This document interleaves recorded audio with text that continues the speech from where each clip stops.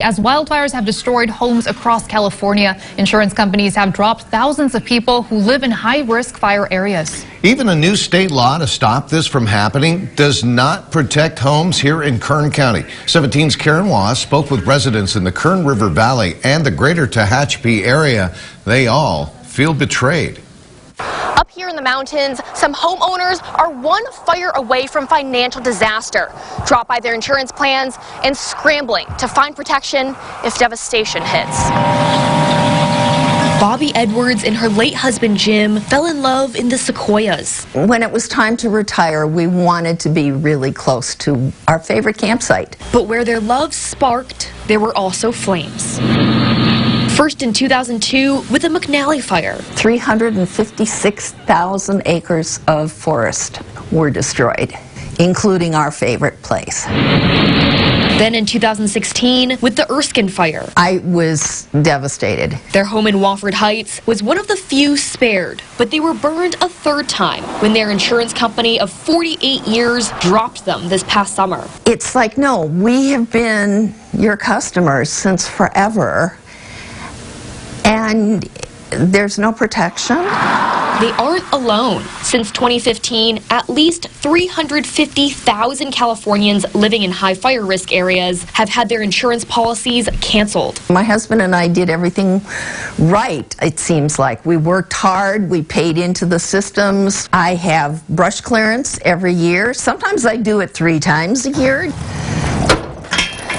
There. Last week, the state banned insurers from dropping people in the highest fire risk areas. Kern County was not included. None of this is fair. The only fare Edwards is getting is the California Fair Plan, a last resort basic insurance policy required by mortgage companies. It looks like I would recover less if my home was totally destroyed than I would have with my prior carrier. Yet she's paying nearly double for the Fair Plan. Her rate now at $2,500 a year for 2 modest mobile homes. When you're on a fixed income, that's a substantial, it can be a substantial amount. Many in her neighborhood saw rates triple, and others are opting to go without insurance altogether. Very risky, very risky. Sammy Hollenbeck sells insurance in the greater Tehachapi area. This is also a problem in her neck of the woods.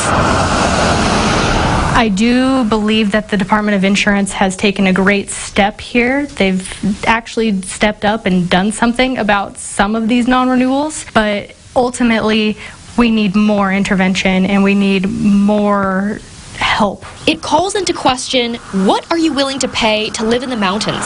I'm in a transaction right now where the buyer has been declined coverage by 8 carriers. I have lost personally 2 transactions this year because the buyers could not obtain insurance that was affordable. Edwards knows it's a high price to keep living here, but she sees it as her only option. I don't know what I would do to move out of this area. I don't know how I could move out of this area. This home, the people, this valley have supported me since my husband's death. In Wofford Heights, that looks good. Karen Hua, 17 News.